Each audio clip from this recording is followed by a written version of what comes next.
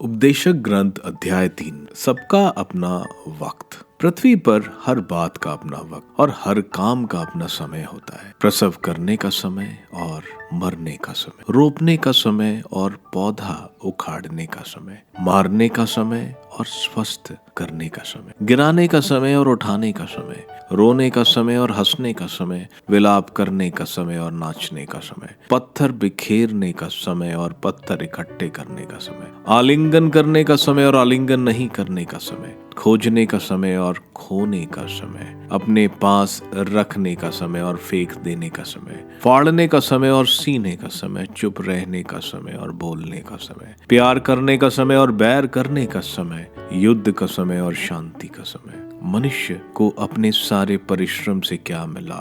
ईश्वर ने मनुष्यों को जो कार्य सौंपा है, मैंने उस पर विचार किया। उसने सब कुछ उपयुक्त समय के अनुसार सुंदर बनाया है। उसने मनुष्य को भूत और भविष्य का विवेक दिया है, किंतु ईश्वर ने प्रारंभ में अंत तक जो कुछ किया उसे मनुष्य भी नहीं समझ सका। मैं जानता हूँ कि मनुष्य के लिए सबसे अच्छा यह है कि वह जीवन भर सुखी रहे और आनंद मनाए। यदि वह खा पी सके और परिश्रम करते हुए सुख शांति में जीवन बिताए तो यह ईश्वर का वरदान है। मैं जानता हूँ कि ईश्वर जो करता है वो सदा बना रहेगा। उसमें ना कुछ जोड़ा है और ना कुछ उसमें से घटाया जा सकता है। ईश्वर यह इसलिए करता है कि मनुष्य उस पर श्रद्धा रखे। जो है वह पहले हो चुकी है, जो होगा वो भी पहले हो चुका है। जो बीत चुका है ईश्वर उसे बराबर दोहराता है। न्याय और प्रतिकार।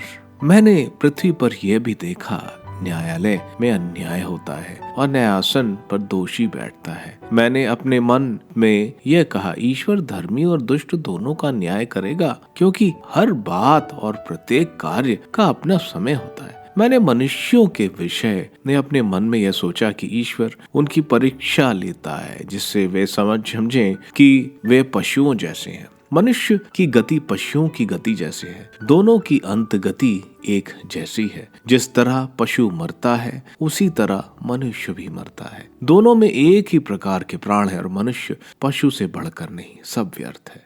सभी एक ही स्थान जाते हैं, सब मिट्टी से बने हैं और मिट्टी में मिल जाएंगे। कौन जानता है कि मनुष्य के प्राण ऊपर उठते और पशु के प्राण पृथ्वी में उतरते हैं। इसलिए मैंने समझा कि मनुष्य के लिए सबसे अच्छा यह है कि वह अपने परिश्रम के फल के लाभ उठाए, क्योंकि यही उसका भाग्य है। कोई भी मनुष्य को यह नहीं दिखा सकता कि उसके बाद क्या होने वाला है।